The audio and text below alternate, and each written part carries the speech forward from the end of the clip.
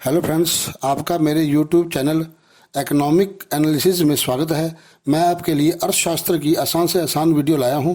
मेरा उद्देश्य आपको अधिक से अधिक लाभ पहुंचाना है। हेलो फ्रेंड्स, आज का मेरा टॉपिक है production function and its concept. Total product, average product and marginal product. What is production and production function, what are its concepts.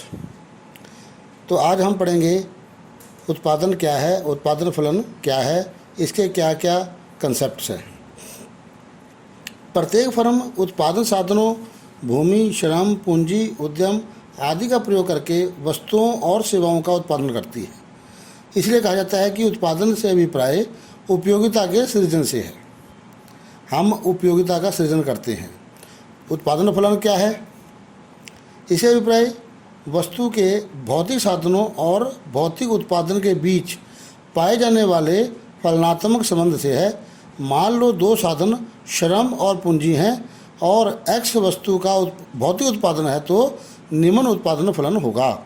Q X is equal to फलन F bracket L and K. Q X production of goods X, L labour, K capital, F function. इसकी definition Watson के अनुसार, Watson ने इसकी definition दी है। क्या कहता है? एक फर्म के भौतिक उत्पादन और उत्पादन के भौतिक साधनों के संबंध को उत्पादन फलन कहा जा सकता है। तो उपरोक्त परिभाषा स्पष्ट कर रही है कि उत्पादन फलन उत्पादन व उत्पादन साधनों के बीच संबंध है। ये दो प्रकार का होता है, अल्पकालीन उत्पादन फलन और दीर्घकालीन उत्पादन फलन। अल्पकालीन उत्पादन फलन अब हम इसमें पढ़ते हैं अल्पकाल क्या है। अल्पकाल समय की वह अवधि है जिसमें उत्पादन के कुछ साधन स्थिर होते हैं और कुछ परिवर्तनशील होते हैं। उत्पादन केवल परिवर्तनशील साधनों को बढ़ाकर ही बढ़ाया जा सकता है। हम इसे उदाहरण से स्पष्ट कर सकते हैं। मान लो उत्पादन के दो साधन श्रम और पूंजी हैं। अल्पकाल होने के कारण केवल श्रम ही परिवर्तनशील साधन है। अतः 40x is equal to function 5l और 4k is equal to 40x is equal का 40x वस्तु x का उत्पादन श्रम की 5 इकाइयाँ और पूंजी की 4 इकाइयों से वस्तु x की 40 इकाइयों का उत्पादन किया जाता है। मान लो अल्पकाल की स्थिति है। इस स्थिति में केवल श्रम साधन में परिवर्तन किया जा सकता है। अब 5 इकाई से 6 इकाई हम श्रम को बढ़ा देते हैं तो उत्पादन बढ़कर 40 से 45 हो जाता है। अतः 40x is equal to function of 5l 4k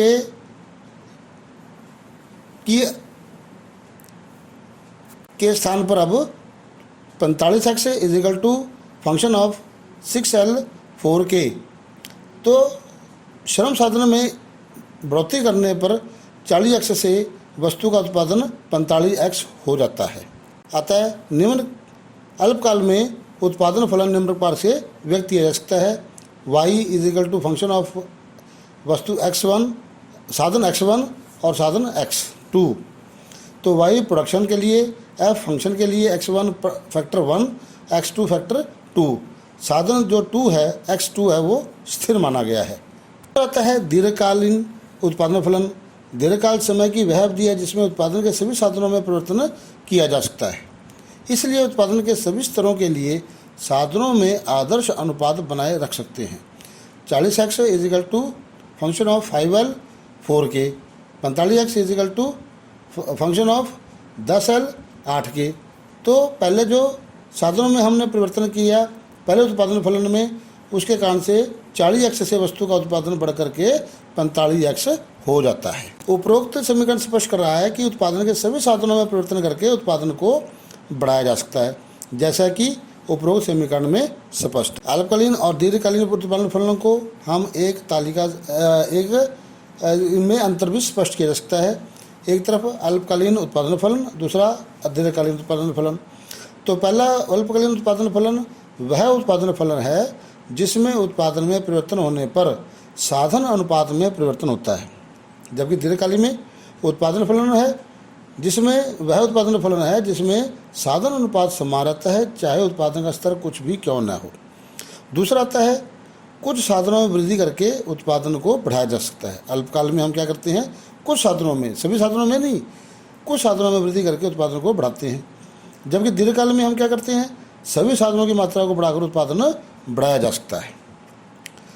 तीसरा आता है अल्पकालीन उत्पादन फलन में उत्पादन स्तर में परिवर्तन होने से उत्पादन के पैमाने में परिवर्तन नहीं होता। उत्पादन के पैमाने में कोई परिवर्तन नहीं होता। जबकि दीर्घकाल में क्या होता है, उत्पादन के स्तर में परिवर्तन होने पर उत्पादन के पैमाने में भी परिवर्तन की प्रवृत्ति पाई जाती है। अब हम इसमें पढ़ते हैं उत्पादन की धारणाएं। उत्पादन की 3 धारणाएं हैं, कुल उत्पाद, औसत उत्पाद और सीमांत उत्पाद। आपके स्क्रीन पर हमने तीनों दिखी हैं, ए बी सी। तो हम ए शुरू करते हैं, कुल उत्पाद।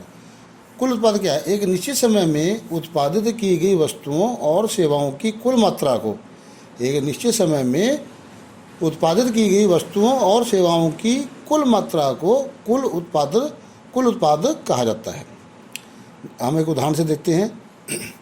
मान लो एक किसान भूमि के एक टुकड़े पर श्रम की 1 इकाई लगाकर उत्पादन करता है। इसमें भूमि स्थिर साधन और श्रम परिवर्तनशील साधन है। जैसे जैसे परिवर्तनशील साधन की अतिरिक्त इकाइयों का प्रयोग किया जाता है, आरंभ में उत्पादन अधिक तेजी से बढ़ता है, परंतु एक सीमा के पश्चात वह कम होने लगता है। हम इसको एक तालिका से स्पष्ट कर सकते हैं। आपके स्क्रीन पर एक तालिका है जिसमें एक तरफ भूमि की इकाइयाँ, दूसरी तरफ श्रम की इकाइयाँ और कुल उत्पाद को दर्शाया गया है। भूमि की इकाई स्थिर है 1 1 1 और श्रम की इकाइयों में परिवर्तन हो रहा है 1 2 3 4 5 6 7।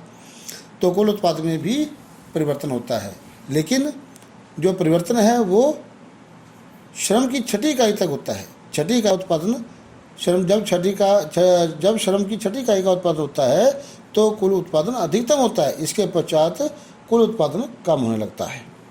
आपके स्क्रीन पर जो तालिका दी गई है उसमें बताया गया है कि 6ठी इकाई तक 12 उत्पादन हो रहा था, 12 इकाइयों का उत्पादन हो रहा था, परंतु 7वीं इकाई की लगाने पर जो है उत्पादन कम हो गया। दूसरा आता है सीमांत उत्पादन। परिवर्तनशील साधन की 1 इकाई कम या अधिक प्रयोग करने से कुल उत्पादन में जो परिवर्तन आता है उसे सीमांत उत्पाद कहा जाता है। MPN = TPN - TPN - 1 या MP = delta TP / delta L। तो हम इसे भी एक तालिका से स्पष्ट कर सकते हैं। आपके स्क्रीन पर एक तालिका दिया है जिसमें एक तरफ भूमि की इकाइयाँ, दूसरा श्रम की इकाइयाँ, फिर कुल उत्पाद और सीमांत उत्पाद दिया गया है। उपरोक्त तालिका स्पष्ट कर दिया है कि आरंभ में सीमांत उत्पाद बढ़ता गया, परंतु एक सीमा के बाद सीमांत उत्पाद कम हो गया है। 5वीं इकाई तक यह धनात्मक है। श्रम की 6ठी इकाई पर सीमांत उत्पाद 0 हो गया है। इसके पश्चात सीमांत उत्पाद ऋणात्मक हो गया है। तीसरा आता है औसत उत्पाद।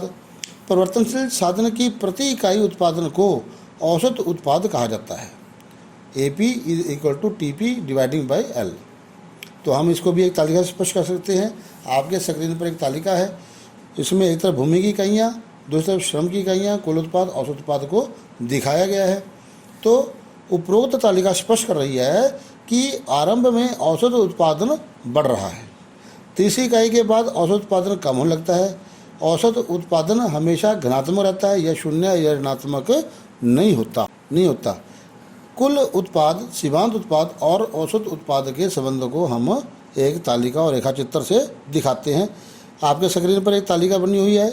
इसमें हमने एक तरफ भूमि की इकाइयाँ जो स्थिर साधन है, श्रम की इकाइयाँ परिवर्तनशील साधन है, इनका कुल जोड़ कुल उत्पादन, सीमांत उत्पादन और औसत उत्पादन को दर्शाया गया है।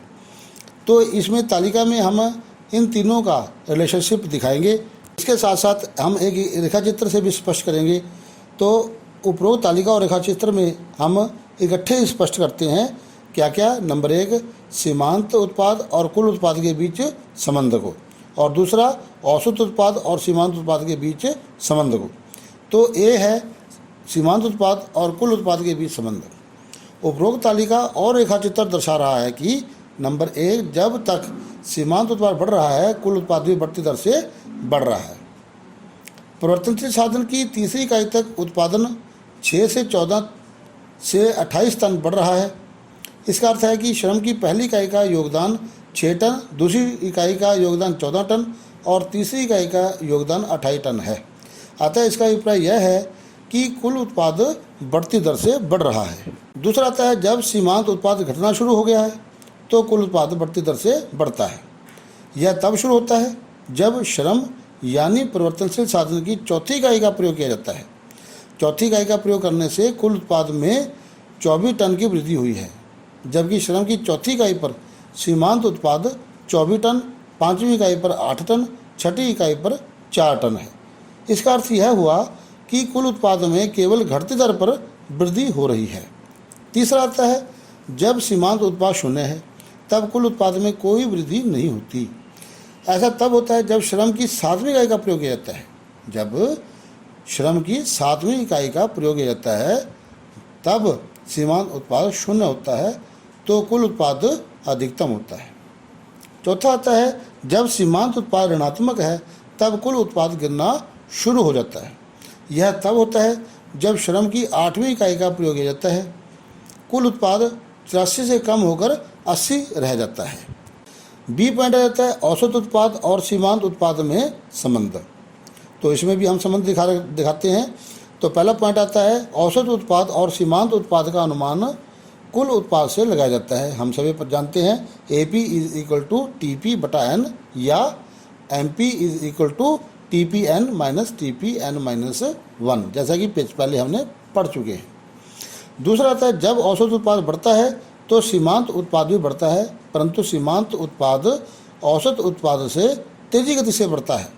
MP is greater than IP, MP is greater than MP। तीसरा आता है जब औसत उत्पाद घटता है तब सीमांत उत्पाद भी घटता है, परंतु सीमांत उत्पाद औसत उत्पाद से तेजी से घटता है। MP is less than AP। चौथा आता है जब औसत उत्पाद अधिक है तो सीमांत उत्पाद औसत उत्पाद के बराबर होता है। MP is equal to AP। और पांचवा औसत उत्पाद सदैव धनात्मक रहता है, परंतु सीमांत उत्पाद धनात्मक, शून्य और ऋणात्मक हो सकता है। धन्यवाद। हेलो फ्रेंड्स, अगर मेरा ये वीडियो आपको पसंद आया है तो इस वीडियो को लाइक करें, शेयर करें, सब्सक्राइब करें, ताकि मेरे आसान से आसान वीडियो इकोनॉमिक एनालिसिस चैनल पर आपको मिलते रहें। हाँ, और नीचे दिए बेल आइकन बटन को दबाना ना भूलें। धन्यवाद।